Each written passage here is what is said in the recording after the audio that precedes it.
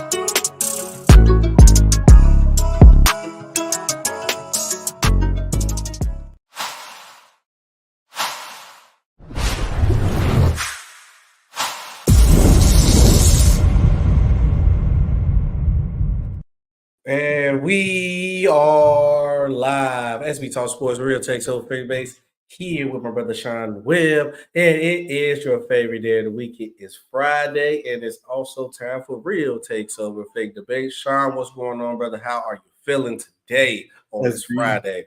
SB, I am good, brother. I've come down from this week's crazy news with the college football. It's been crazy. But you know, Wednesday we got some good news with the Yankees, so feeling good, man. How you doing, man? I'm pretty much doing great, man. I'm chilling, feeling a little bit better. Still getting a little cough here and there, but obviously I'm sounding better, feeling better, back in action, back moving, man. So I'm doing great. Yeah, man. Yeah, man. But we got an action-packed show for you guys today. So salute to everybody in the chat. Salute to everybody watching. And if you're watching now, make sure you guys like, share, and subscribe. And then also make sure you tell a friend, hey man, SB and Shaq is live right now. Sean, before we get into the show, obviously we got to shout out to the sponsor, Swift Energy. Use code RTOFD to get 20% off on every time you order.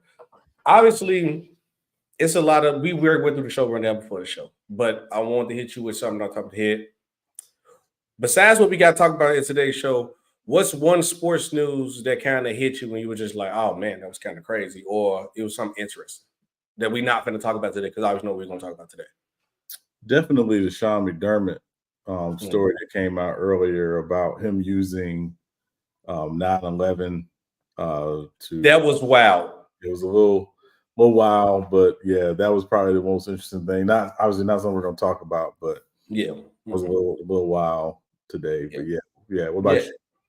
For me, it was the offensive lineman that signed to Colorado that he announced it on FS1. I was kind of like, yeah. And then I'm like, first I was like, why is he doing it on FS1? Because he did it around family and friends. But then when I realized he went to Colorado, this is my question. That's why I asked you this because I just thought about it. Do you think that was already in play, that he knew he was pretty much going to Colorado, and Michael Irvin them already pretty much knew? Because obviously they're with Michael Irvin and being at their Colorado heavy. Yeah. I don't think he would have been like, oh yeah, I'm going to Alabama, and they've been on there. I think they already knew he was going to Colorado. Colorado was already set, and then they brought him on the show because he went to Colorado. Yeah, and to be clear, he's the number one tackle prospect. I'm not sure where he's ranked in terms of overall prospects, but I mean, yeah, it's big news. Obviously, these young men are finding different ways to announce their college plans and being more unique with it. I think we're going to see more of that with the transfer portal as well. You got 1,100, players in the transfer portal, which is a crazy amount. But so I think you're going to see more of that in the future, SB, to be honest with you. Yep, but let's go ahead and talk to the chat real quick, and I'll put this last story in. I have to put this in here. Let's go ahead and salute to the chat. Add banner, please. Thank you. Okay, let's go ahead and salute to the chat real quick. We got Nicholas Brown over here. Salute Nicholas Brown. Like, share, subscribe, and continue to support on the road to the next milestone. Yes, sir. Sir. Salute, go Chris. Salute H30, and I am not a Luka hater, but I'm finna definitely push some agendas today. Get the Black Suit throughout the stream. Yes, sir. Make sure you guys share. Jordan Seaton ranked 14 overall in the country in 2024. John, I'm trying to see if this is true. That's the last thing that we're gonna get into the show. Because I thought about this because I see this picture. It is alleged that Marvin Harrison Jr. can get an NIL deal that's worth the money he would get as a top 5 pick, and he might stay in school. If it's true, I'm gonna say allegedly. If it's true, good idea or a bad idea for Marvin Harrison Jr. What you think he should do? I think Marvin Harrison Jr. has got to make the best decision for Marvin Harrison Jr. He's going to look at the top 3 picks in the draft, and he's going to make a decision, I think, based on that. One of the things, and SB, if we're talking about the NFL draft, one thing I've said this before, and I'm going to say it again. I've said it on other platforms. I'll say it again. It is time for the NFL to institute a draft lottery. It's way to do. The worst team should not be guaranteed the first pick all the time because you might as well tank. Right. So New England won last night. They beat Pittsburgh, in a close game last night on Thursday Night Football. They messed up their draft chances to get the number 1 pick. But to me, it shouldn't matter if they win or lose. They're not making the playoff. They should be in a draft lottery, and they should get a certain number of odds to win the first overall pick. That's how it is. The system of the worst team gets the first pick is outdated. It's done. Yeah. It's time to move forward from that NFL. Now, Sean, all I'm gonna say is this, right? All I'm gonna say is this. Allegedly, I'm gonna always say allegedly because I gotta protect us in the brand. I wouldn't want it, and I'm gonna tell you why. Because allegedly, the NFL is one of the dirtiest leagues in the game. You don't think that lottery will get allegedly spiked or allegedly rigged or allegedly? Oh man, this next guy like the next Tom Brady. Next thing you know, the Patriots got the pick. We can agree that the NBA probably done allegedly rigged the lottery. The Chicago Bulls got a 1% chance to get a Chicago Bulls superstar, Derrick Rose. Oh, this Frenchman who is one of the best Frenchmen. Oh man, I hope San Antonio don't give him. That's the perfect situation for him. So, right. I mean, are you cool with it allegedly being rigged? I'm cool with it being a little more, let me use the term, there being a lot more unknown, right? You go into the off season, you got to prepare for the draft, right? From the time the season ends up until the NFL draft, you got basically 4 months, right? So in between that time, teams are preparing for the draft, they're preparing for free agency, blah, blah, blah, et cetera. It's been way too long that a team can just say, yeah, you know what? Hey, listen, it's last game of the season. We're in the running for the number 1 pick. We're probably we want to suck this game just so we guarantee that for competitive reasons. And again, I used New England last night. New England competed last night. They did. And they played well enough to beat a struggling Pittsburgh team, particularly struggling on offense. That should not hurt their chances to get the number 1 team because they've decided they're going to still try to compete. Not a playoff team. We know that they're not making the playoffs in the AFC. We've already established that. We get that, but it has become time to just put in a draft lottery. Just put it in, try it. Yeah. Is there always been concerns that it was rigged, particularly to get a generational talent? Absolutely. But at the end of the day, allegedly, yes. Allegedly. Sorry, my media trainer kicking in. No. Yes, we understand the allegedly. Yes, there's always going to be concerns about that. But at the end of the day, you want teams to compete, even if they are not a playoff team, right? So that's all I'm saying. So it's just time to put in an NFL draft lottery. We go with the idea what Wu said. Salute Wu too. Wu said have the 2 worst teams battle for number 1 pick. Call it the toilet bowl. Well, here's the question. Here's the question, Wooch, and I hope I pronounced your name right. Is that going to draw TV ratings, or is an NFL draft lottery going to draw TV ratings? Particularly because look how they do the NBA draft lottery. The NBA draft lottery is always right before a big playoff game, usually in the second round of the playoffs, right? Yep. So the ratings are there because it's a playoff game. So same thing with the NFL draft lottery. You do the NFL draft lottery possibly in conjunction with a playoff game.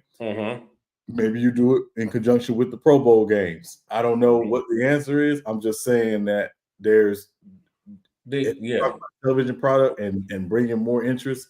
The NFL being a 24/7 league, just like the NBA is now, that bring more interest to the NFL. Time that it struggles to get interest, like the Pro Bowl games, for example. So that's all I'm saying. But I just think for competitive reasons, it's been time to put one in. But yeah, I agree on that. Shout out to my brother Bang. He said legacy on the line. Man, what's going Bang? Look, I see everybody in the Woods, Andre Halliburton. So let's go ahead and get into the meat and potatoes of the show. Let's go ahead and get it cracked. Yeah. LeBron's legacy is on the line, but you gotta wait and see you later on in the show while we're gonna talk about that. That's literally the next story after this one. Tyrese Halliburton said it is our time when Tyrese Halliburton and the Pacers disrupt the in-season tournament by spanking the Milwaukee Bucks in a great game. That game was better than the first game because, boy, that Pelicans versus Lakers game was not a good watch for Pelicans fans. I should say that. But Tyrese Halliburton and the Pacers outlast the Bucks 128-119 in the in-season tournament semifinals, and they advanced to the finals. Sean, what was your reaction to your game? That game at first, and tell me what you feel about it. Well, I mean, shout out to the Pacers. I mean, the funny thing about the Pacers, SB, if you watch them this season, they're not a very good defensive team, right? They're not a defensive team at all. But they're actually living up to their name because of the pace they play with, right? Which is really ironic given who their head coach is, because Rick Carlisle was always kind of a, grind it out, slow it down, possessions. That's his MO in terms of, his coaching. So the fact that they are, I believe, the number one ranked offense in the NBA. Number one. And the fact that, Tyrese Halliburton is putting himself in a very interesting conversation, which we'll talk about in a moment. I think it's an amazing thing. And I think, I know, obviously, I think for marketing reasons, everybody would have wanted Bucks versus Lakers in the in-season tournament final. But that said, to kind of pit young versus old, kind of legend versus up and coming. I predicted this matchup too. Yeah, I actually like this one better than the Bucks versus the Lakers. I actually do. Yeah. For me, Sean, I'm riding high with this Pacers wave. I've been high on Tyrese Halliburton since last year. I will pick this kid as my lead guard on my team over a lot of guys. And let me say this right now to all y'all listening. If we're not talking about it as, if you want to count Luke as a PG, whatever, that's cool. That's cool. Hold on, let me do, before I go on this, right? Let me go my recap of the game real quick. I think the Pacers show excellent promise as a team. I think Tyrese Halliburton showed why he's a young star. The way he was getting his teammates open to get great shots was excellent. Excellent. And everybody questioned that, what would the Pacers do if they couldn't hit shots? They wouldn't. I think they hit one of their lowest amount of threes all this season in that last game, and they won the game clearly. Tyrese Halliburton take care of the ball. Sean, do you know this kid has, in the last 2 games, 28 assists and 0 turnovers? Yeah. The kid is amazing, Sean. The kid is cold. And what I took for this game is that with the in-season tournament being amplified and everybody, because this what blows me, everybody now is hip to Tyrese Halliburton. If you really watch the Pacers this season alone, Tyrese Halliburton played like this every game. It's just that nobody pays attention to this, and I wish the league will let go of the KDs, the Stephs, the Lakers, and LeBron, because at some point, LeBron gonna hang it up in the next 2-3 years. Steph Curry in the next 4 years. KD probably the next 4 years. Right. You gotta put these young guys in front of the counter to build the next set of stars to get people used to it. The Orlando Magic is one of the best teams in the league right now, and nobody's talking about them. Right. The Pacers, one of the best teams in the league right now. Nobody's talking about it. The Timberwolves, one of the best teams in the league. Nobody talking about them. You have to push these young guys. LeBron don't need no more publicity. LeBron fan base is bigger than the NBA fan base. LeBron don't need you don't have to give the Lakers 40% primetime games this year. You could have easily gave him the 20 and put more the paces of the match, get him a good double digits.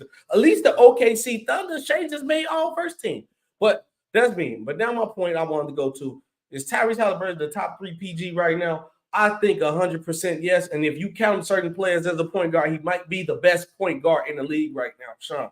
This the guy, right? This kid right here, bro, as my lead guard, if I was going to start a team, I can give you the list. If it ain't Steph Curry or probably Luka Doncic, I'm taking Tyrese Halliburton. Trae Young, give me Tyrese Halliburton. De'Aaron Fox, both of them is great. They're probably about the same level. Give me Tyrese Halliburton. Jamal Murray, give me Tyrese Halliburton. SGA is nice. I think SGA is a better player, but it comes as a point guard, give me Tyrese Halliburton. It's a lot of these guys that people big up Jalen Brunson, give me Tyrese Halliburton. Sean, the kid does everything that you want to do, what you want from a lead guard position. I know we get caught up in this era in positionless basketball, and everybody is not a point guard no more. People don't want to label people as point guard because they don't do point guard things. Well, this kid does point guard things, Sean. He passes the ball. He passes guys open. His playmaking is great. He scored clutch situations. He's very efficient. Sean, he is 2% from shooting 50, 40, 90. He's from the free throw line. He's 88%. Right. His assist turnover ratio is going off the stocks. This man is like a John Stockton, but with better playmaking and better scoring. For me, Sean. So if you count Luka as a PG, whatever how you look at it, Tyrese Halliburton is third. I'm taking him third. That's me. Yeah, I mean, it's interesting, SB, and obviously we can't spend way too much time on this, but when I watch him, and again, I watched him at Iowa State, I was like, he's got what that it factor, whatever it is, he's got it. He had it at Iowa State. I think the reason why a lot of people didn't talk about it was because he was at Iowa State. Mm-hmm. And I was honestly surprised. I thought for sure in that draft, I thought the Knicks were going to take him because the Knicks needed a point guard, and I thought for sure they were going to take him. They took Obi Toppin, who obviously they ended up trading to the Pacers, which is ironic. Mm-hmm. But I thought for sure they were going to take him. And honestly, I know a lot of people, because I remember a lot of people forget Phoenix had the 10th pick in that draft, and they took Jalen Smith from Maryland. Mm-hmm. You put Halliburton in the backcourt with Devin Booker. That's your backcourt for the next 12. Oh my God! If Tyrese Halliburton was on the Suns, right? Yeah. Now, that said, obviously situation matters, right? Where he went, it matters. He went to Sacramento. It wasn't a terrible situation, but they had a lot of guards, and obviously is De'Aaron Fox is the lead guard. He wasn't going to get the opportunity he's getting now. Yep. And this is the rare time where both teams got exactly what they needed out of the trade. Right? W trade needed. Indiana got what they needed. We rarely can say that about trades, in the NBA. Usually somebody gets fleeced or somebody ends up winning in the long run. I think both teams win in the long run. But I tell you, to be very honest with you, he is the way he plays, and it's not everybody brags about his IQ. For me, it's his EQ. It's his understanding of situation and manage in situation. He plays great situational basketball, and you saw that last night. And so that to me is, I think, the thing that I watch when I watch him, I enjoy the most. And I hope Indiana doesn't mess it up, with him. To keep it a buck, Sean, I haven't seen a young guy at that early in his age to understand what to do, when to do it. And I'm talking about that because he's 23. The last guys I can remember off the top of my head to do that like that at a young age is probably like LeBron and Chris Paul. As I'm thinking recently, LeBron at the age of 23, knowing what to do, when to do it at that age, efficiently, consistently. The last two people I can say it got to be LeBron and Chris Paul. Yeah, I mean, if I thought deeper, and I'm just thinking about point guards, right? Jason Kidd comes to mind. Jason Kidd from a very young age had that. Somebody else that, and it's not apples to apples. So when I use his name, he just reminds me of this guy because of his ability to play at his own pace, and you can't speed him up or slow him down. Is Andre Miller?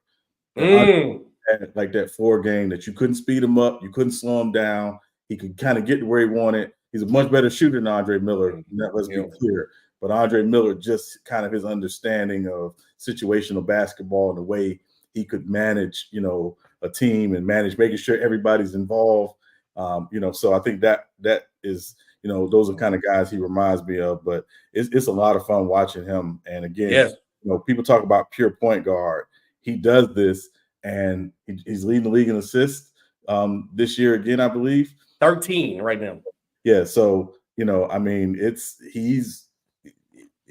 that it thing. He's got it. He's got it. He has got it. And also, I want to go back up to I think Bang here said it would be talking about another young player. And then Sturdy said, yeah, embrace the next generation like Luka. I don't hate Luka, Sturdy. Stop pushing that narrative. And then I forgot what Bang said in there, but he said all Bang was like, don't forget Ant-Man too. Yeah, Ant-Man, bro, you got to embrace this next generation of youth that's coming in, because the NBA is in fine hands, and it's in fine hands. It is. But let's go away and go to the next one. This is what everybody's going to chat where you wondering why I said what I said in the title about LeBron James' legacy being on the line, which I think is dope. But LeBron James scores 30 points as the Lakers destroy the Pelicans 133-89 to reach the in-season tournament finals. Now, Sean, before I get into this point of this, I knew the Pelicans was done before the game started. It's not even just my belief in like LeBron and the Lakers, because they look way better when they're healthy, because they are a different team when they're healthy. And LeBron is like a different player when he's healthy. Man, I ain't gonna lie, it is getting a little bit ridiculous that this bro Bron is still this good at this age. But when I seen the interview, Sean, of the Pelicans, and they was talking about how we gonna celebrate if we won, I was like, yeah, they're done. I'm like, bro, you finna play LeBron and the Lakers like this is the team that the two main guys won a championship already. They gonna come to play. If you talking about celebrating, then you got to play the Lakers. All right, yeah. I'm like, the Lakers finna whoop them. So what was your reaction to necessarily the game and the performance of LeBron and the Lakers? I mean, the Lakers put on a show. LeBron put on a show. It's Vegas. I think he understands the stakes. I think he's also, and again, this is just me, pontificating. Look it up. But LeBron has, talked openly about wanting to get that Vegas expansion team and be the owner. I think what LeBron is doing in Vegas as an ambassador to the NBA is showing he's playing chess. So yes, it's about basketball, and it's about, obviously Lakers and trying to win this first in-season tournament.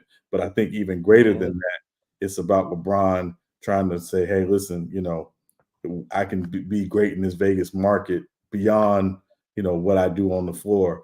And so I think that's, to me, what LeBron is doing, because again, LeBron, Rich, Mav, those guys are always thinking 3-4 steps ahead. So that's what I saw last night was LeBron, putting his stick in the ground in Vegas. Now, Sean, am I being fair about the thing I'm finna prove right now? Why I asked LeBron legacy is on the line? Probably not, because of the source of and where it came from. But this is where I go from the fact that when I tell you that LeBron James fans and Jordan fans are like one and the same, they be acting crazy and tripping. So Bang and everybody in the chat, like, what you mean SB LeBron legacy on the line? This is why. Because we get dumb stuff like this. Shout out Go James Kino. They was in the chat, right? This is the picture of LeBron James obviously winning, right? And Sean, you can't see it might be a little small. This is the problem that I have. B. Lee of Go James Kingdom YouTube. Follow his YouTube, subscribe to their channel. They got great content, by the way. They're my boys. The GOAT, 11th final appearance. This is the BS that I'm talking about. Why is you calling this the 11th final appearance, right? Because now you putting this in LeBron in a situation that is not even necessarily the case. So now if this man mess around and lose, what you gonna tell when people be like, oh, that's another final loss for LeBron. He can't get it done in any finals. So now is LeBron legacy on the line? Because you treating this like this is 11 final appearance. And am I petty for getting a LeBron fan for doing this? Yes. But then hold on, wait, Sean. Let me go to the other one that I seen.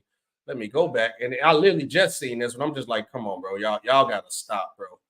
The in-season tournament will count as my 5th ring. Change my mind. Like, what is we doing, bro? What is we doing, bro? What is we doing, bro? Stop this. This right there has to stop. And this is why LeBron get this unnecessary hate and unnecessary thing. Because now, what if LeBron and the Lakers lose? And this is possible because if the Lakers and the Pacers are in the series, I'm taking the Lakers all day, all night in the series. The Lakers probably winning 5 or 6 games easily every time. This is a one-game situation. Anybody can have a bad night. AD can roll his ankle, be out for the game. Anything can happen. What is the conversation going to be when you telling me this counts as his 5th ring or this is his 11th final appearance? That's bullshit. Excuse my language. It is. Yeah. What is like? We gotta stop this, bro. We have to stop this. Like now, LeBron legacy is on the line because now you want to label this as his 5th ring. Now you want to label this as his 11th finals appearance. It's not. It's not that, bro. Stop it. Y'all gotta stop this, bro. Please stop this. Well, last I checked, nobody gets a ring for the in-season tournament. Like that's the first thing, unless it's like a toe ring or something. Speaking of go, like there you go, right there too. Yeah, like I mean, they might give out customary toe rings or something for the in-season tournament because that's about as valuable as it's gonna be is a toe ring. That's the first thing. I mean, this was the whole thing. I think we talked about this in SB when they first announced the in-season tournament. It's like, okay, now is this going to be a part of the resume, the actual resume. Which it is. Yeah. And again, we have to keep it in the context of it just existed this year. So anybody who did not play in the NBA prior to 2023 would not have the in-season finals or in-season tournament on their resume. So does it boost the resume of someone else who's got the in-season tournament versus not? And I'm gonna tell you why the league is not, because the Lakers are good enough to win it, but the league is praying that LeBron does win it because Sean, I told you in the beginning of the season when I first heard about the NCAA tournament, if you could go back to our early episodes, and I said to solidify the in-season tournament today, LeBron and Steph Curry has to win it.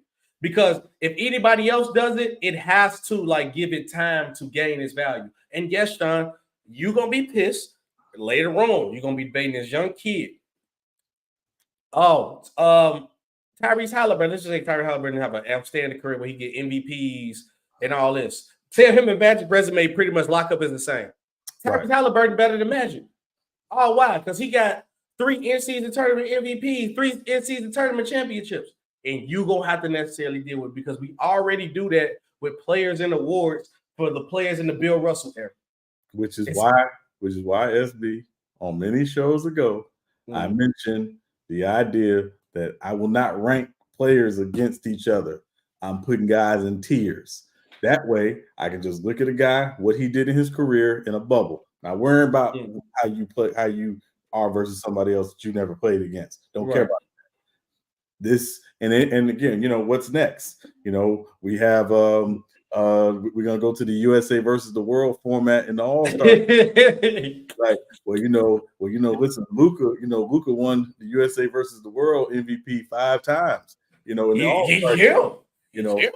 He's accomplished. It's an achievement. It's an achievement. The USA team 5 times in the All-Star. So that's that's where we're heading. And so I just think at this point it's like, listen, let's just enjoy, what they did. The NBA got what they wanted out of the in-season tournament, and we'll talk more about this on Monday, obviously. After.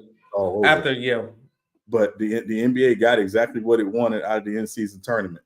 It got eyes on the NBA at a time where it's very difficult to get people because of what's going on when the season starts. So shout out to the NBA and Adam Silver.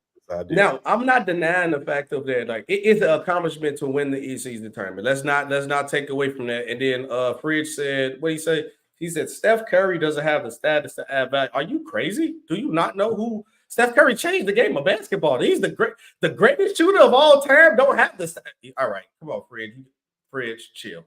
Stop it. Look, and then look. Go Jason say for DPOY fighter. Look, he already ready. I told you was gonna do this. You already ready to push the agenda. But he said there's a trophy and an MVP. I'm cool with it. I'm cool with it. But I'm just saying like this though. Y'all not looking at it from both. So if y'all feeling this way, man, make sure y'all come back on Monday. And if LeBron them lose, what gonna be the same? Is it gonna be the same? Is it still gonna count like y'all tell this MVP intro? That's all I'm saying. I just think we should just left it as it is. As the NCAA tournament, don't add this 11 final appearances and count as a ring. That's bullshit. If LeBron, because LeBron can still win it and LeBron can lose it. It's a one-game scenario. Right. It's a one game. It's not a series. If it's a series, the Lakers beating them easily. But it's a one-game scenario. It's like March Madness. Right. Anybody can win at any point in time. Right. To me, what the in-season tournament is, SB, really is an in-season version of the play-in. Yep. Just this is literally that. Once you fight, these games matter because again, it matters if you get a chance to go to Vegas and play, and have the national stage to yourself, which was the other smart thing I think the league did, was making sure that these Vegas games are not going up against any other NBA games, because y'all notice the NBA schedule is packed tonight because tomorrow there's only one NBA game. The finals. The championship. And it's at a time when there's no college football. There's only one college football game tomorrow, Army versus Navy. Nobody watches it. I'm not watching that. I'm watching the NCAA tournament. Nobody watches it. I was in the Army and I don't watch that crap. The point is that, they did it right in terms of how they scheduled it, what they're putting it up against. It's not fighting against NFL, right? Because it's on Tuesdays and Fridays, right? And again, last night is the only night it was up against NFL, and I don't think most people watched that New England-Pittsburgh game. I watched the game. I ain't gonna lie. The tournament. So at the end of the day, the league got what it wanted out of this. Shout out to them. I expect some tweets going into next season. We'll talk about those on Monday. Yeah. The NBA definitely got what it wants. But is this a legacy thing? Yeah. It's an in-season tournament. That's what it is. Yeah, no, I just think like I was saying, you got to give it time to gain its value. Let's get a couple of them up. But LeBron James winning the first one will push the time lapse of the value of it instantly, because it's not even that, because LeBron James have a big enough fan base where they gonna make you they gonna make you respect it. And then it's like, if LeBron James won it, they make you respect it more because he's one of the greatest players of all time. But all right, one more thing before we go into the next couple of stories on the other side of the other teams for the in-season tournament. Lakers versus Pelicans is one of the most random, entertaining rivalries and perfect in-season tournament finals, in which I think it is perfect. Like you said, the old school guys with LeBron, AD, the guys who want to tail in, and this young up-and-coming guy who wants to be in that range. He's in that range. Young versus old. This is the perfect clash. This is the perfect clash that the NBA needed. It really didn't need the Bucks versus the Lakers. I think this pace one actually kind of hit a little bit better. So now we could get some respect on these young teams. But who you got? Lakers or the Pacers? Who you got winning? Ooh, man. It's a tough call. This is a tough call. I think it was good last night that LeBron didn't play a lot of minutes because the game was basically over in the third quarter. Thank God. So, he gets, he really got a chance to load manage during the game. That said, the only question I have for the Lakers is, who defends? How do they defend Halliburton? Are they blitzing him, on the pick and roll? Or do you make him a distributor, solely? Do you just let him score? How do they defend Halliburton? And then to me, again, it's about pace. I think if the Lakers control the pace and are able to slow the pace, then the Lakers win. But if the Pacers are able to play at the pace they're accustomed to playing at, because they get up and down, which again sounds crazy to say for a Rick Carlisle team, but up and down, I think the Pacers would have the advantage. So just given the two dynamics, I'm actually going to take the Pacers. I'm not mad at that pick. That's a good pick for me. For everything that you brought up and said, I'm taking the Lakers, and here's why. Because now, what I was worried about with the Lakers, with the Pelicans, with those big bodies, with Valanciunas and Zion, the Lakers doing that zone and how they play different defensive aspects, showing me that they will try to do what they do, their best ability to control the game. And I think with a guy like LeBron James on your team with the high IQ that he has, he understands that, okay, this Pacer team is great at controlling the pace. They want to get up and down with their offense and get Tyrese Halliburton in situations. And I think LeBron James would do a good job with controlling the pace of the game, because now it's like, if I have an IQ battle who can really control the game, I got to take LeBron over anybody else. So now I'm thinking that what the Lakers are going to do that, and then I actually think the Lakers are going to do this one thing too, where I think they're going to try to use Tyrese Halliburton as more of a scorer and try to take everybody else out the way. So I think they're going to try to let Tyrese Halliburton score like 30 to 40 points and probably have like 6 assists. They probably don't want him to get nobody else open. Because even though the Pacers didn't hit a lot of shots, but Tyrese Halliburton was still finding guys to get them open. So I think if the Lakers were smart, let's take away one of his best parts of his game, his passing. Or let's make him turn the ball over more, which is hard to do that with Tyrese Halliburton because he hadn't shown that. And then obviously with the Lakers, they are the best with guarding like those crafty scoring guards anyway. So all right, let Tyrese Halliburton go off. D-Lo gonna get cooked. But Miles Turner, Buddy Hield, Obi Toppin, and all y'all, Ben Macker, y'all ain't doing nothing. Tyrese Halliburton gonna have to score 50 and beat us. And that's what my game plan gonna be for the Lakers. For me. And I'm gonna take the Lakers. SB, let me ask you a question, just real quick. I just thought of something. Is Tyrese Halliburton the point guard version of Joker? No, I won't give him Joker. I say he this generation Steve Nash though. Okay. He's this rich. I know why you said that he's the version of Joker, how like he controlled the pace, but I'm just like, no, I just think he's just doing point guard things. But if I think he's this generation's Nash or this generation of John Stockton who can score consistent. Okay. That's why I had to go with that. Okay. But let us know what you guys think about this. Chat, let me know who you got winning the in-season tournament finals. Comment in the live stream and also comment down below who you got the Lakers winning or the Pacers winning. And also comment down below, is LeBron James' legacy on the line because he went to his 11th final in his career? Next up, reports coming out in New Orleans. Zion Williamson reportedly refuses to prioritize his diet and conditioning. The Pelicans people said he does not listen.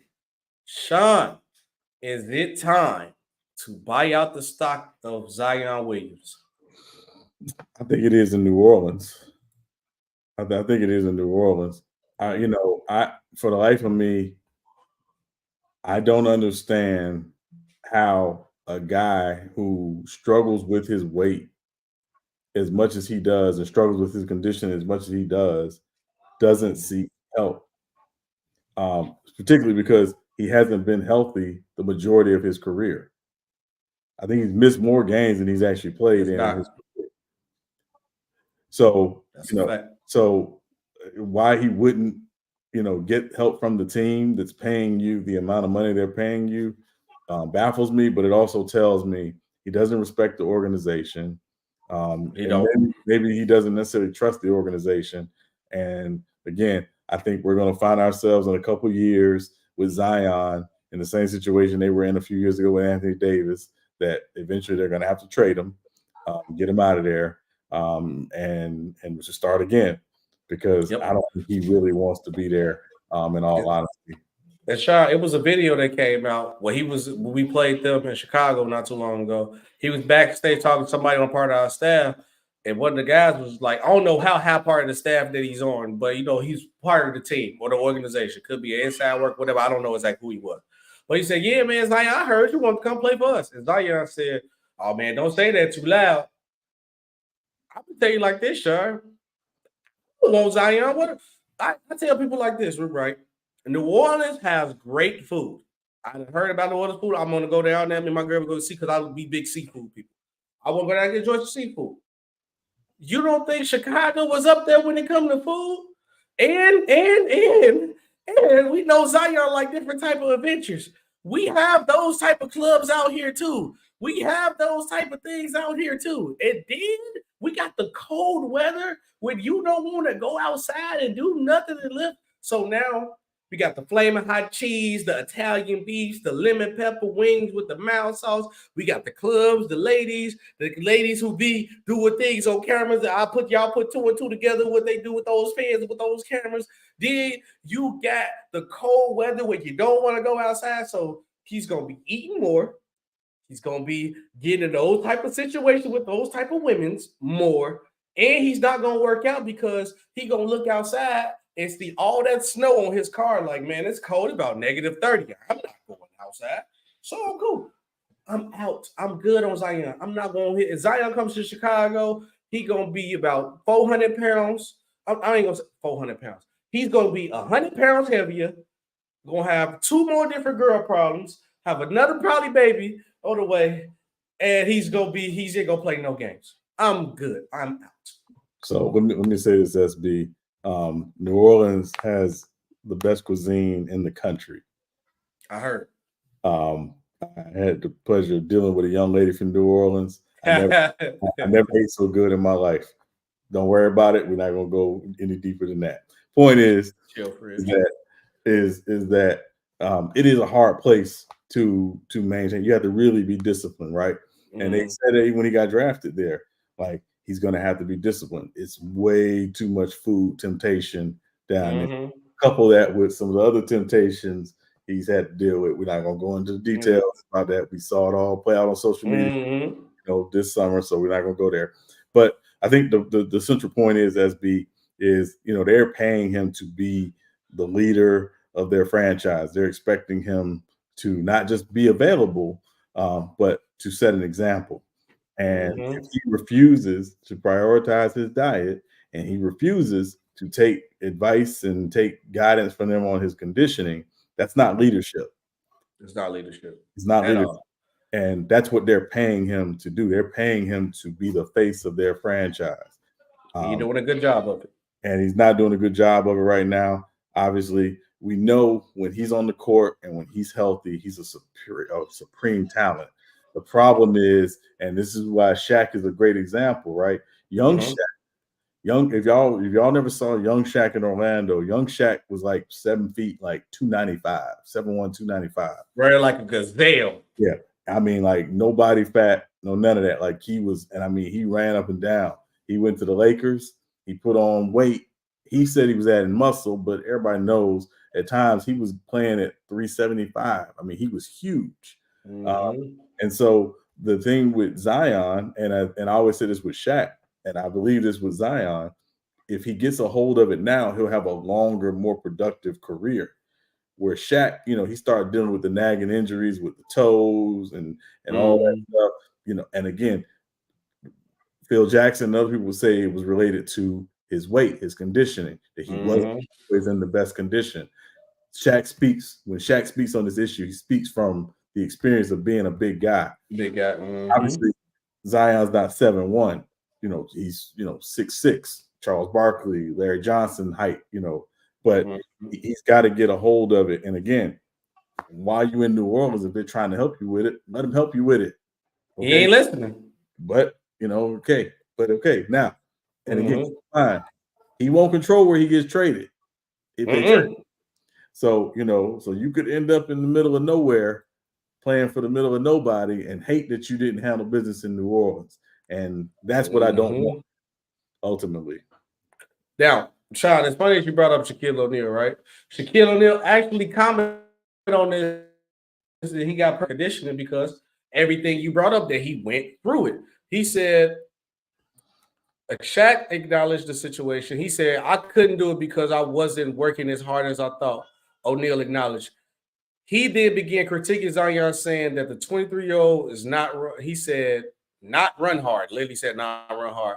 I had the same problem my first and second year. I thought I was running hard. Charles Barkley has talked about this, O'Neal said, because my talent was going to get me 20 points. When I started getting 30 to 40 points is because I started doing certain things differently. I wonder what those certain things differently that Shaq was doing. Oh, taking care of himself. Because Zion, yes, his talent could possibly get him 24 to 25 points. But if you're going to run with teams that are going to strategize against you and what you do, like the Lakers did last night, you're going to get exposed.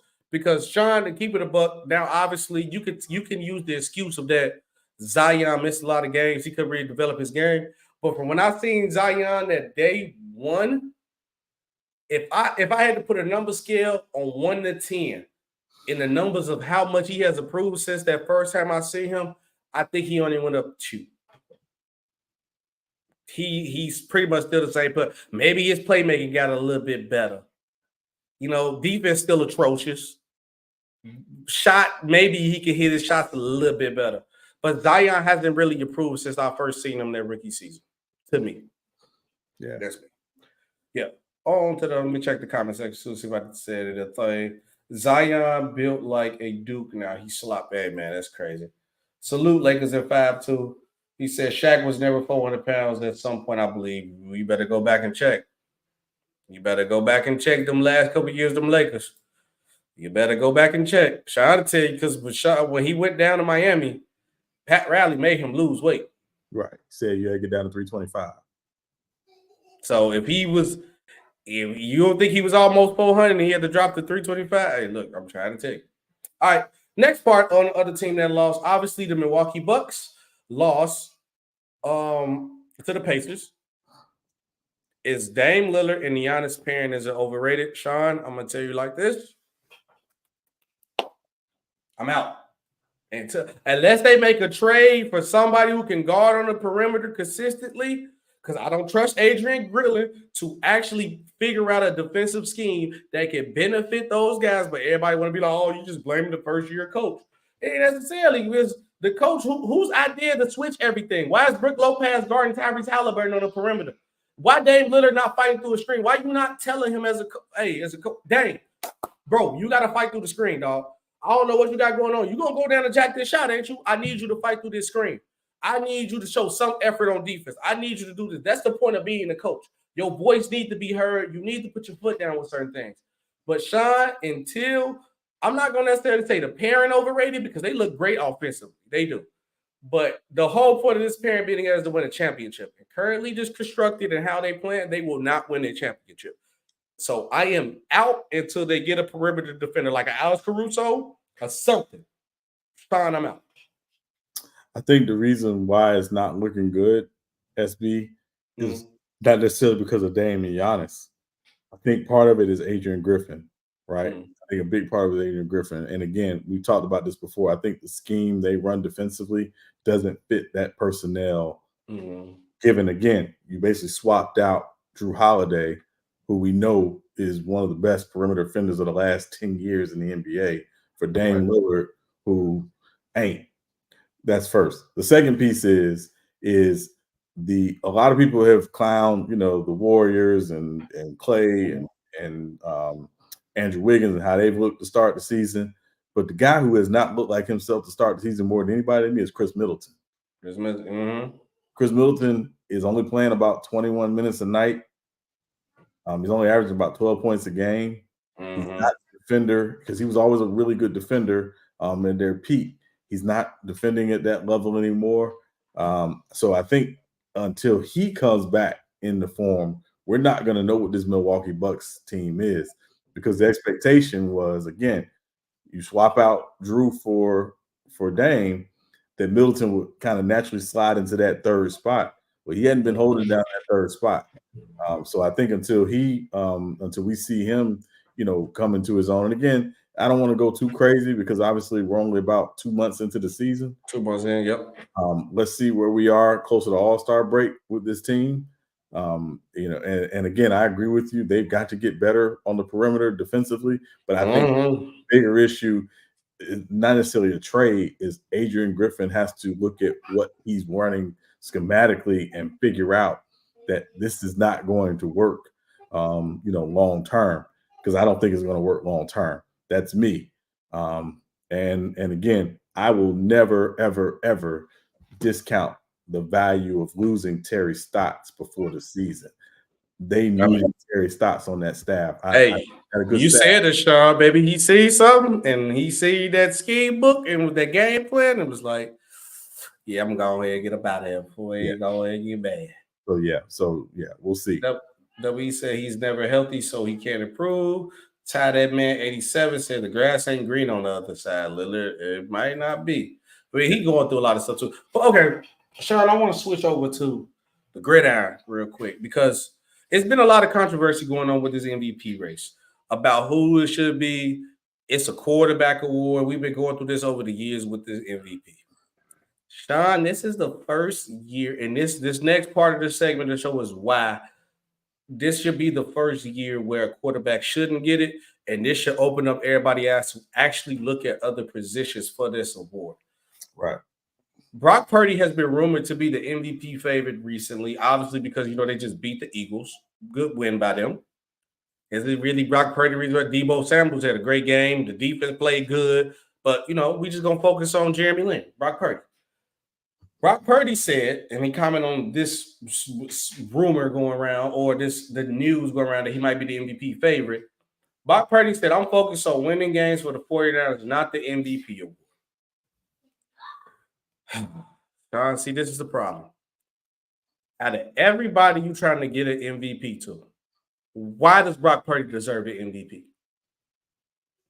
What has he done this year that say that's the MVP of the league right now? Your face said the answer. I want the answer that your face saying. That's why I asked you that. What has he done, Sean, to be considered the MVP? Even with quarterbacks, I wouldn't pick him for MVP. You want to know what he's done, SB? You want to know what he's really done? Enlighten me. He's played well, right? Yes. That's not to say he hasn't played well. But what he's done is given the NFL another potential Tom Brady story. I hate the NFL sometimes, dog, because they chase the narrative too much. It's true. That's what he's done. He's given the NFL another potential Tom Brady story. It's, here's the guy that everybody passed over and passed over again. That's irrelevant. He was the last pick of the draft. And even the 49ers passed over multiple times. But, of course, nobody talks about that. And he, Wally Pips his way all the way to the starting job. He plays well enough last year and plays pretty decently in the playoffs and gets hurt in Philly and blah, blah, blah, yada, yada, yada. He comes back this year. He's played well. And I'm not saying he hasn't played well. But I can tell you there were games he didn't play well. And I can tell you the games he didn't play well, there were a couple guys missing, namely Trent Williams, Debo Samuel, just to name a couple. So this whole idea that Brock Purdy's the MVP, Brock Purdy's not the MVP. He's not even the MVP of that team. Christian McCaffrey has more of an MVP for the team. The MVP of that team has more of an argument to be the MVP of the NFL than Brock Purdy. Agreed. And to your point, no quarterback this season has separated themselves as the clear MVP favorite. Nobody. No quarterback. Not one. Now, we still got, a few weeks left in the season. We got 5 weeks left in the season approximately. So somebody could ball out this last month and separate themselves. But my belief is if Tyreek Hill goes over 2,000 yards, I don't see how he couldn't be the MVP. It's funny that you say that, right? Because that's going to be the next part of the segment. But I'm looking at it right. Brock Purdy, just to name a few. I will give Jalen Hurts the MVP before him. I will give CJ Stroud the MVP before him. Patrick Mahomes not even looking the same, but I give Patrick Mahomes the MVP before him. Brock Purdy is cool and he's adjusted, but like you said, Sean, with the Tyreek Hill situation, I'll give two of the MVP over him as a quarterback, Brock Purdy. But Tyreek Hill, I agree, should be leading the MVP race right now. He's by far one of the most valuable players on his team. The Dolphins' offense looks ridiculous. When you can throw a guy a ball, a slant, and he can break the coverage, and there's two people in front of him, two people on the side of him, two people behind him, and he still break through all of them to get you a touchdown. He's the MVP. When he can make something out of nothing, he's the MVP. When you talk about somebody, no quarterback, unless it's CJ Stroud. I mean, keep it above. Even CJ Stroud slow down a little bit. Because I even heard like Dakota should have been the favorite at a point in time. They are trying their best not to give the award to somebody, but only to a quarterback. I'm sorry. They're trying their best to only give the quarterback an award. Right. Stop it. This is the perfect year, and the NFL should go ahead and use this opportunity because all they got darn do is chase narratives. Perfect example, the next Tom Brady story. All they do, this is the perfect year to stick it to people, say, hey, look, I told y'all it's not a quarterback award. We Right. actually gave it to somebody because Sean, it's not one quarterback that's just sticking out. Right. But it's the three people who I got my favorite. Obviously, we're gonna go to the other two guys next. But Tyreek Hill is one for my list too. But actually again though, should Tyreek Hill be leading the MVP race right now? Currently, yes. Currently, yes. Yes. Mhm. I agree. Now, my next one, Sean. Let me look. Let me see. I want to see what Tyreek Hill stats is right now. How close he is. He is at 1,481 right now. Right. He's getting over 2,000 yards. With 5 games to go. 5 games to go. So it's about maybe 100 a game, maybe. Pretty much. And right now he is, it's only 1, 2, 3, 4 games this season where he had less than 100. Yeah. And let me see. 5, 6 games he had less than 150, bro. This man has been dogging, bro. His numbers is ridiculous. Yeah. But Sean, my other two people who I think should be considered for MVP is none other than Myles Garrett and TJ Watt. These dudes have been beasts on the defensive end of the ball. I haven't seen teams win strictly through their defense like these two teams have been doing, because their quarterback play either one been injured with Deshaun Watson, and their offense has been none of the trophies. I haven't seen defense be this dominant on winning since the Bears, where they had Urlacher and those boys with Devin Hester, where we can win the game through our defense alone. But we would love for you to score a couple points. We can make the job easier. So my other two people that I would pick, or who should be considered for MVP, realistically, I'm gotta go Myles Garrett and TJ Watt. Do you think they should be considered or be in the MVP conversation? I think if their teams make the playoffs, and I think Cleveland will make the playoffs, I don't think Pittsburgh will. I think Myles Garrett should definitely be in the conversation for the MVP. Because to your point, Cleveland in particular has been very up and down on offense, particularly because of the quarterback situation. They started Joe Flacco last week. This week, they're between Joe Flacco and DTR. Starting potentially. They've been buoyed by their defense. I think if you're a defense and your defense is the reason why you make the playoffs, and the best player on that defense is, clearly Myles Garrett, I guess he should be in the conversation. I don't think TJ Watt is in the conversation this year, just because I don't think Pittsburgh makes the playoffs. Okay. I respect it. I'm not mad at it. I'm not mad at it at all. And also, Sean, I'm going to bet your head up. Right now, I just looked at who's the betting favorites and who I looked at the betting favorites and who's the favorites on the last list. The favorites to win MVP right now for both of them is Brock Purdy and Dak Prescott. Right now for MVP. Yeah. And you know what's going to happen? Matter of fact, I hope this happened. I'm going to laugh. Let me look at Dak's stats real quick, because I want to see what I can't wait till the Eagles push their head in again and they're going to be, oh, man, Dak ain't the same. But I hope Dak sneak and get the MVP so that the Cowboys can overpay him again and they be stuck with Dak and they can be trash, and I can laugh at Cowboys fans for the next 4-5 years that you really paid this guy. I can't wait. But Dak, get your money, young. Get your money, young fella. Get your money. Before we get into our picks of the week, we got to switch over to the diamond, Sean. I was waving my flag earlier. Man. Man. It is. The rich get richer. Go Yankees. Go Yankees. Go. My reaction of the Yankees getting Juan Soto is, we back, baby. We back, baby. That's all I got to say about that, Sean. But what is your reaction to the Yankees getting my boy Soto?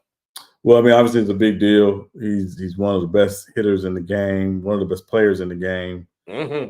I thought the Yankees would try to get him from Washington when Washington traded him, but obviously San Diego put together a better package than the Yankees could at the time.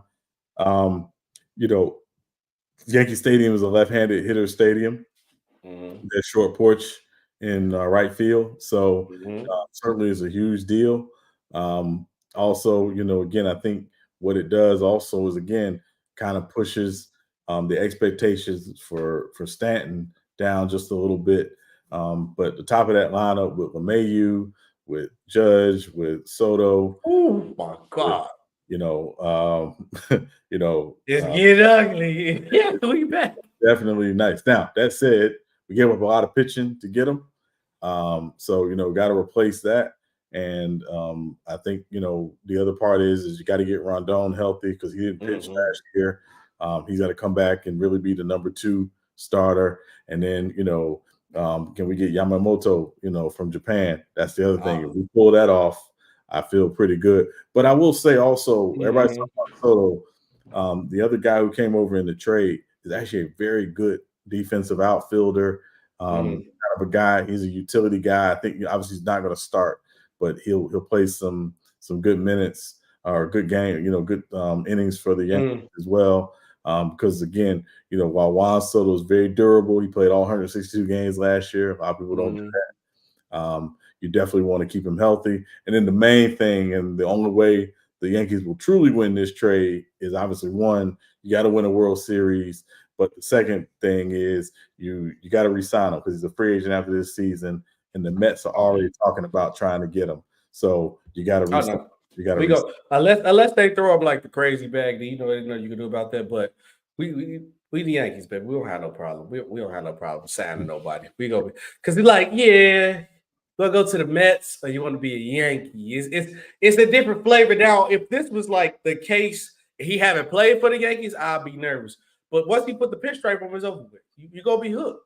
Yeah. You're gonna be hooked, man. It's like it's baseball royalty to put that pinstripe on. I'm getting a Soto jersey. Don't get it twisted. I'm getting that 22. Yeah. Presumably he wears 22. But yeah, we lost Michael King. Yeah, but Michael King, solid, right hand pitcher. But again, cool. We'll see. We'll see. I'm cool. He said, "Yee, what's poppin', SB, Sean? Everybody, what's up, Dolph in the building?" And it is the time of the show. Picks of the week.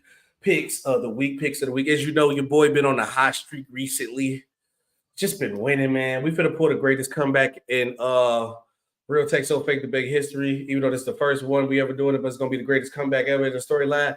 We are here. Sean, I'm on fire this week, man. I've been on fire. We missed the game, obviously, because the Patriots and the stank fest of the Steelers.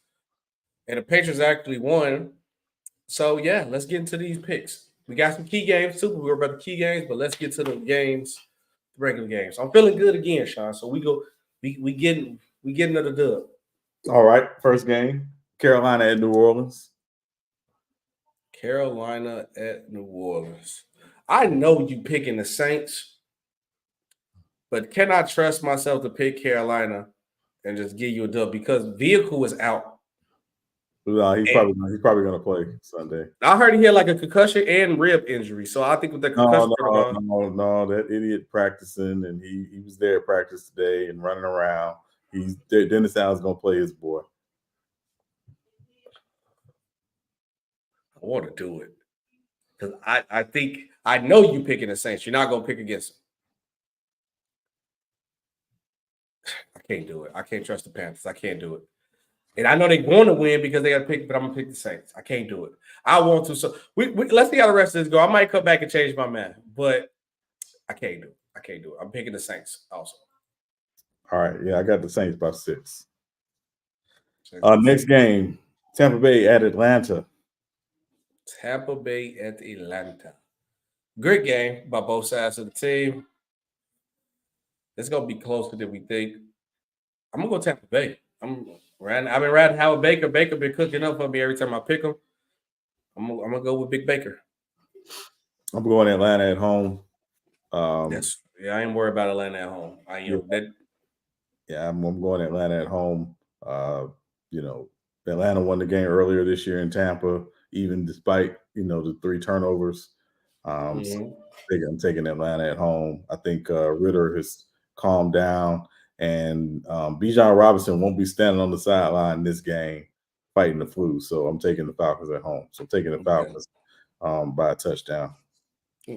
I got the Bucks by a touchdown. All right. Next game, Indianapolis at Cincinnati. Cincinnati coming off a big win on Monday night with Jake Browning as a starting quarterback.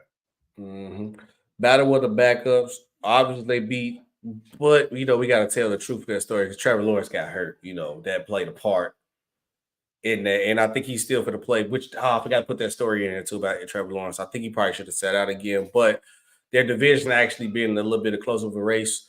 Even though I know it is in Cincinnati, and they did play good, but Trevor Lawrence was out. I'm gonna go Colts. You're going Colts? I'm going Colts as well. I'm going Colts.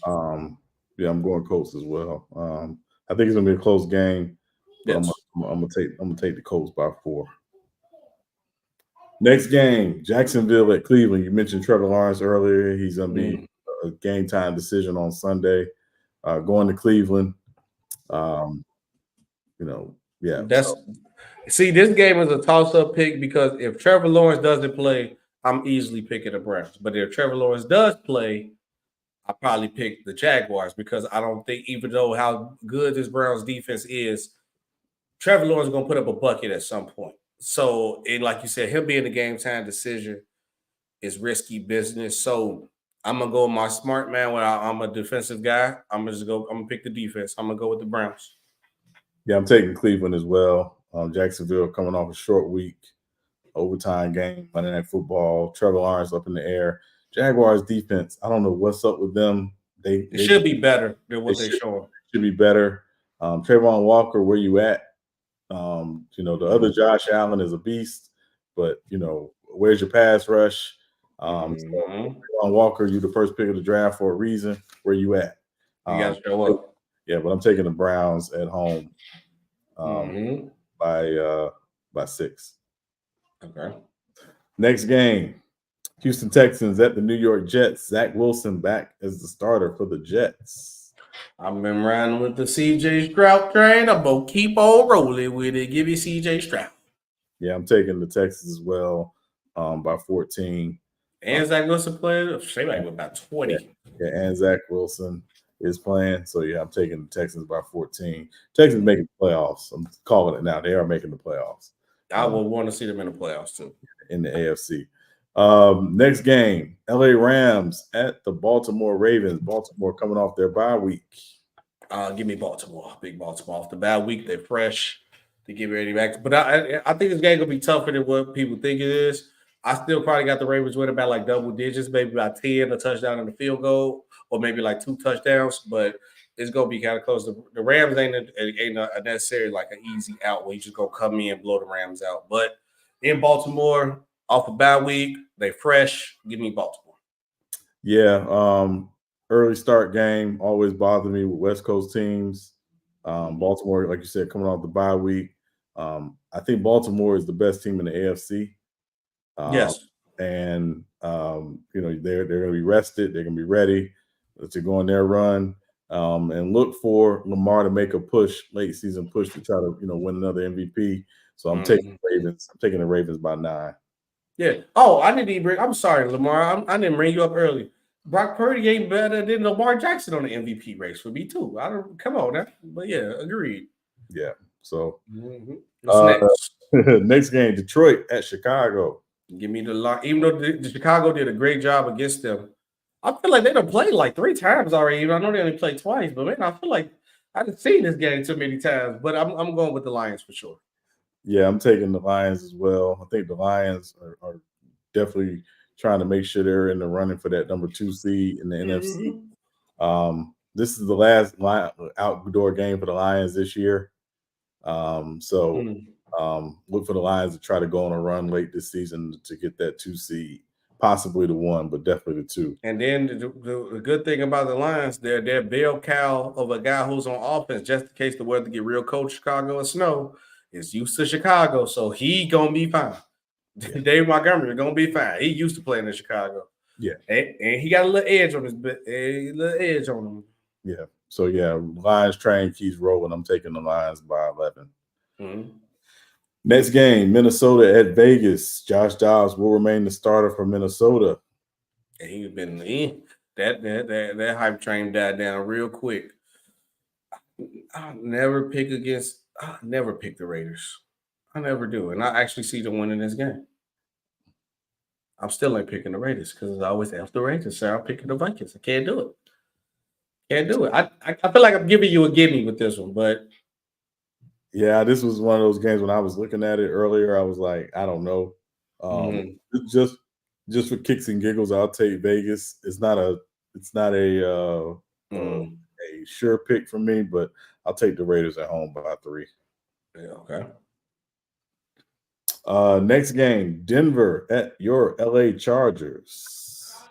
I am very nervous and very shaky about this game because the Broncos have been looking 2 times better than what they have been looking, and the Chargers have been looking 2 times worse. I feel like Brad Staley has lost his locker room. We play the New England Patriots. We cannot score any points. This guy named Quentin Johnston, who's supposed to be this great receiver, ain't looking the same. He drops all the passes. We supposed to have this great defense on paper. We look god awful. We look terrible. But I can't pick against the Chargers, so I'm picking the Chargers. Yeah, I'm taking the Chargers too. Broncos gonna blow us out. Watch. Yeah, only because it's at home. Chargers coming off a shutout last week in New England. Maybe their defense figures something out, but I'm not. This is again a game I'm not overly confident in, but I'm gonna take the Chargers. Sean, you're such a kind person sometimes. To call that a shutout, you don't have to lie for us. I feel I know you love me, but you don't have to lie. That's not even worth calling it a shutout. It was just trash. The Patriots just suck. Yeah. Any other team, they win the game easily, but All right. Next game. Got 2 Monday night games this week, y'all. 2 Monday night games. First game, Green Bay at the New York Giants. Give me the Packers. Cheesehead. Yeah, give me the Packers as well. Definitely are playing well. This is again why you don't make judgments too early. Everybody was going crazy about Jordan Love sucks and they need to move on. And they figured out something with Jordan Love. And if I'm a Packer fan, I'm not, but if I were, I'd be very excited about that Jordan Love, Christian Watson duo for the next team. I wonder. He was the Jordan Love fiasco was gonna die out, and I wonder what team let him go off and get him the college. I wonder what team then went off and let him get the Yeah. All of a sudden, he's back. Yeah. Well, yeah. Next game, Monday night game, Tennessee at Miami. We don't even have a free prologue on this. Give me the Miami. Miami by probably like 2 touchdowns. Yeah, I'm taking the Dolphins. Taking the Dolphins by 17. Up it early. All right, we got 3. Count 1, 2, 3 key matchups of the week. Key matchups of the week. The games that you should be watching to keep an eye on. Yes. What we got first? First game, Seattle at San Francisco. McDell, that's all I was waiting on for say McDell coming to my 49ers, and he said, I'm still keeping case files on everybody who picked the Seahawks to win the division. 49ers own the NFC West. I don't know 100% they own the NFC West because the division was kind of, you know what I'm saying? Well, this year you can say that I expect better from the Seahawks, but I'm taking the 49ers too. The 49ers is rolling right now. They're coming off a great win against the Eagles. I still love that addition of Chase Young added to their defense. I still think I don't think we still seen the best of the come of what that defense can become. And then obviously Debo Samuel and Christian McCaffrey, more of those different combinations with those guys being back together with a little more time. But yeah, I got the 49ers. Seahawks been too up and down for me this year. And I think right now the 49ers is too hot right now for the Seahawks to do anything.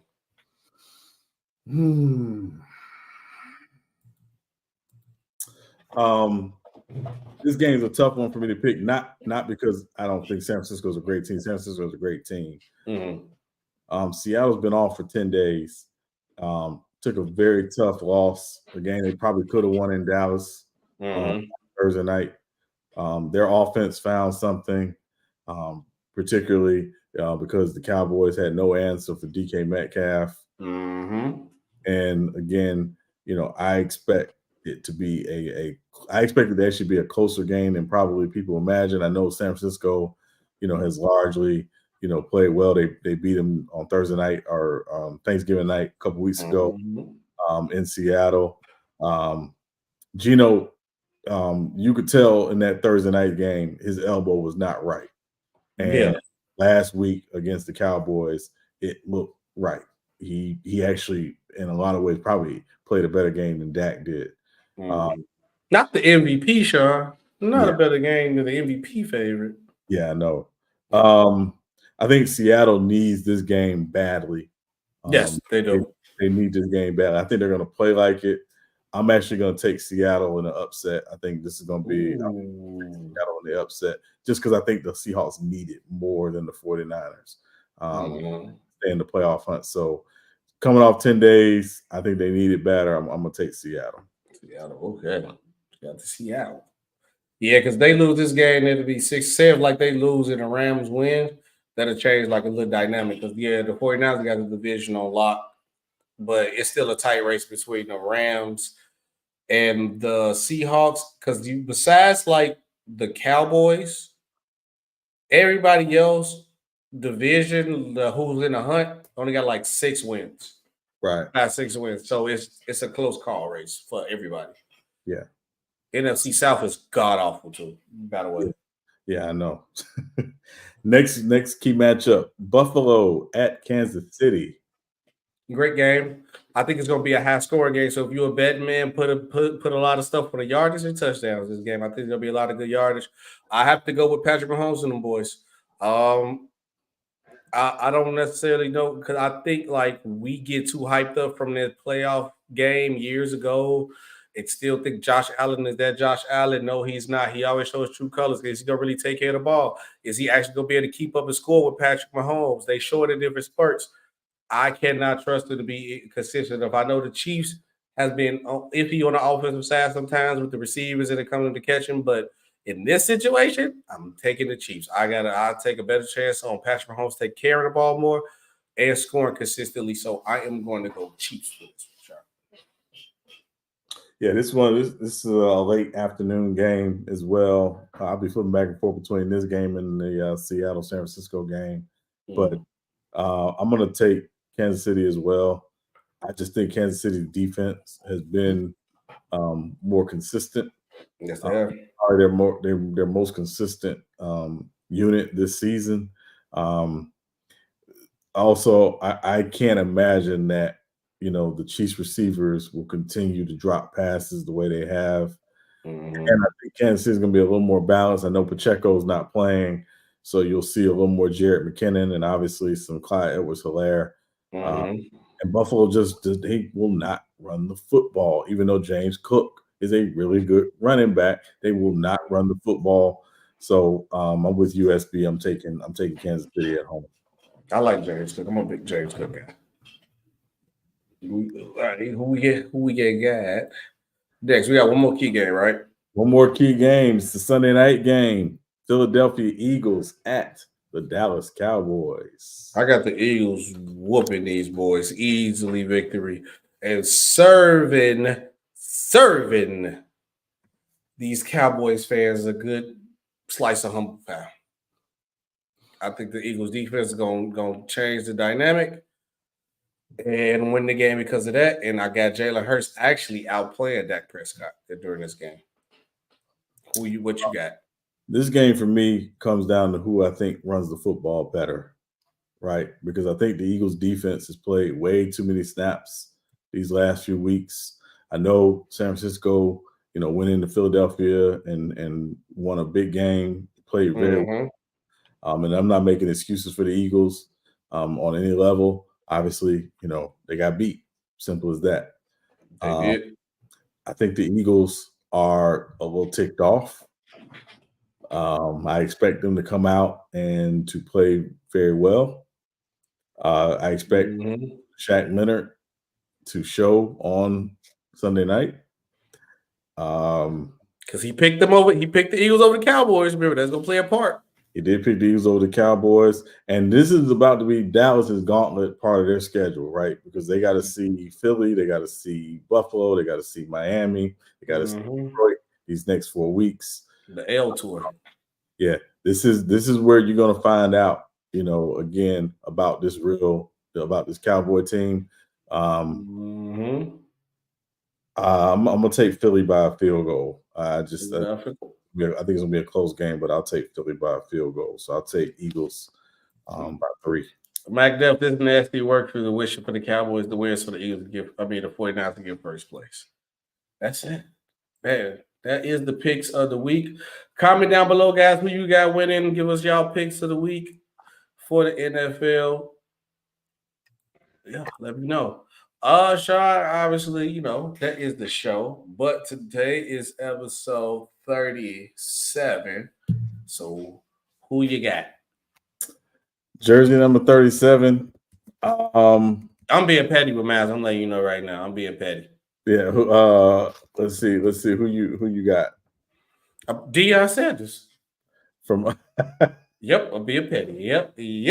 Deion Sanders. I had to make sure. That's why I typed it up before I knew it was coming. Like, let me check.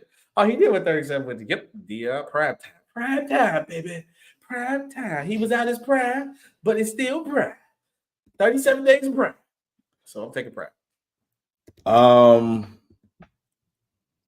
Man, let me see. KB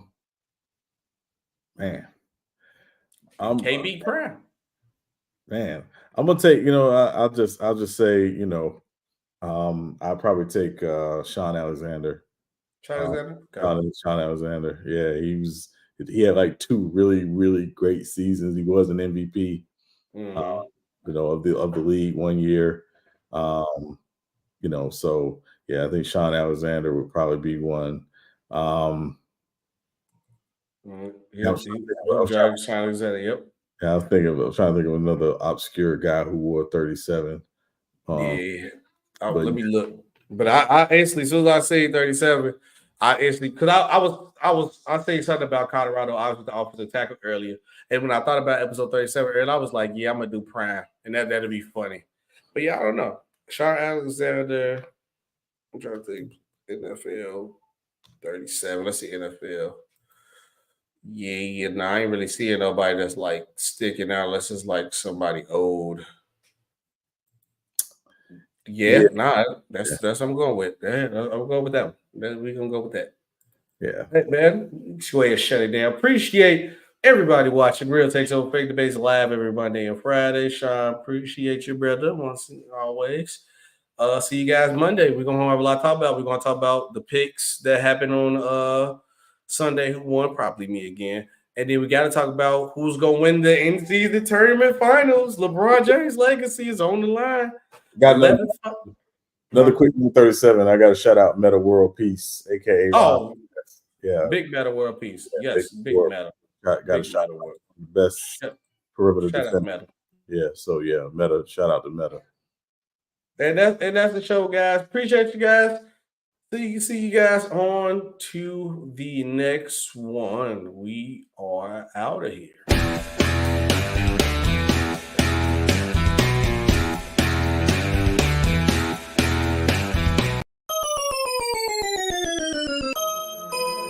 Ruckerman.